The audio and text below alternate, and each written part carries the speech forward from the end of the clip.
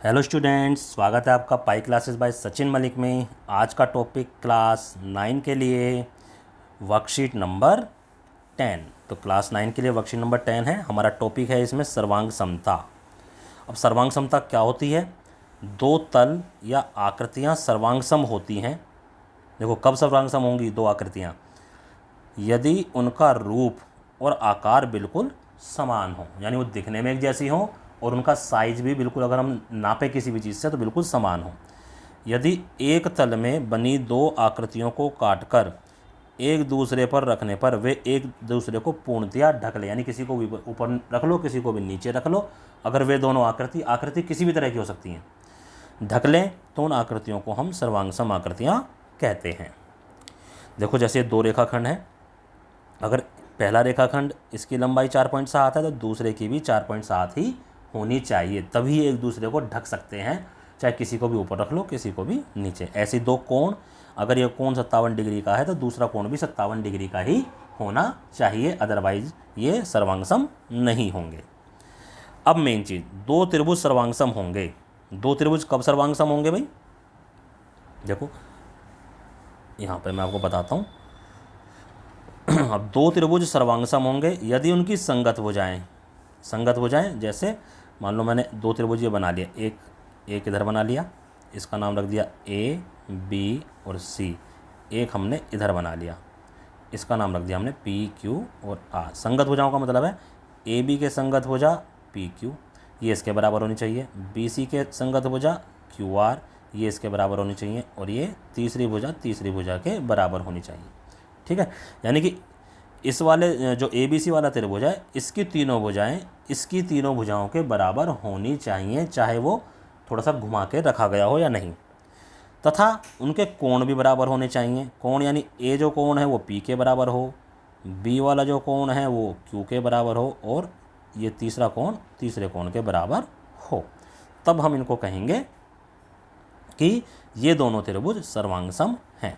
और सर्वांग यानी त्रिभुज ए बी सी, त्रिभुज पी क्यू आर, ये सर्वांग समता का हमारा निशान होता है, बीच में इक्वल टू का लगा के और थोड़ा सा ऊपर कर्व सा बना देते हैं, इसको हम सर्वांग समता बोलते हैं।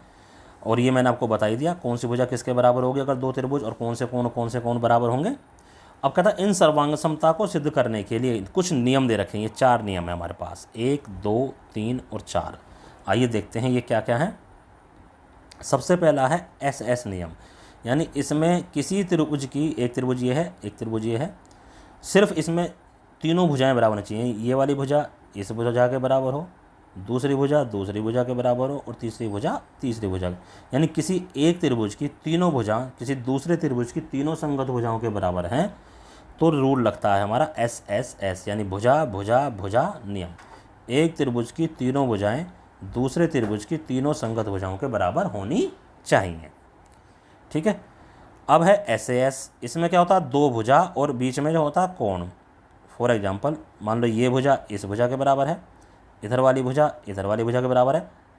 ठीक है, तो इनके बीच का जो कोण है, कोई और कोण नहीं, सिर्फ इन दोनों के बीच का ही जो कोण है, जो भुजाएं बराबर हैं, ठीक है, तो हम बोलेंगे भुजा कोण भुजा नियम। ऐसे ही कोण भुजा कोण नियम है, इसमें क्या हो जाएगा, दो त्रिभुज हैं, मान लो ये कोण इस कोण के बराबर है, दूसरा ये वाला कोण इस वाले कोण के बराबर है, तो इनके बीच में जो भुजा आ रही है जिस पर ये दोनों कोण बन रहे हैं वही भुजा बराबर होनी चाहिए, बाकी दूसरी भुजाएं बराबर नहीं होनी चाहिए। तो इसको हम बोलेंगे कोण भुजा कोण नियम। एक है RHS, ये तो बहुत आसान है, ये सिर्फ समकोण त्रिभुज में लगता है। ठीक है, ये सिर्फ समकोण त्रिभुज में लगता है, यानी समकोण त्रिभुज तो होना ही चाहिए। इसमें क्या, कर्ण बराबर होना चाहिए, और कोई बाकी जो दो भुजाएं बच गई उनमें से कोई सी भी एक भुजा बराबर होनी चाहिए।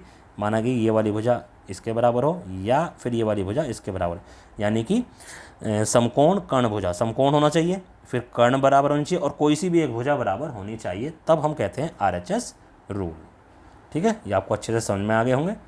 अब देखो ये कह रहा है कि इनके जोड़े बनाओ और ये बताओ कि ये किस नियम के अनुसार सर्वांगसम हैं। अब ज़रा हम यहाँ ध्यान से देखते हैं। देखो ये 5 सेंटीमीटर इसके बराबर, ये 6 सेंटीमीटर इसके बराबर, और ये 3 सेंटीमीटर इसके बराबर, यानी कि तीनों इस त्रिभुज की तीनों भुजाएं, ये पहला त्रिभुज दूसरे त्रिभुज की तीनों भुजाओं के बराबर हैं। तो यानी कि ABC त्रिभुज जो है वो पी क्यू आर जो त्रिभुज है उसके सर्वांग सम है। और रूल कौन सा लग गया, एस एस एस, क्योंकि तीनों भुजाएं बराबर हैं, पहले वाला रूल। चलो इधर आते हैं। देखो ये भुजा इस भुजा के बराबर, ये वाली भुजा इस वाली भुजा के बराबर, और उनके बीच का कोण बराबर है, यानी भुजा कोण भुजा। तो एल एम एन त्रिभुज सर्वांगसम त्रिभुज डी ई एफ, और रूल कौन सा लगा, एस ए एस रूल लग गया यहाँ पे। देखो इसको तो देखते ही पता चल रहा है कि यहाँ आर एच एस रूल लगेगा, क्यों, क्योंकि समकोण त्रिभुज है। तो सीधा लिख देना क्यू आर पी, ये जो हमारा त्रिभुज है ये सर्वांगसम है, ए सी बी के, रूल हमारा आर एच एस लग गया। अब यहाँ पर देखो ये ऑरेंज वाले दोनों एंगल, ग्रीन वाले दोनों एंगल और इनके बीच की साइड ये बराबर है, तो एंगल साइड एंगल यहाँ लग जाएगा। तो त्रिभुज डी ई सर्वांगसम त्रिभुज क्यू पी आर, और रूल लग गया ए एस ए।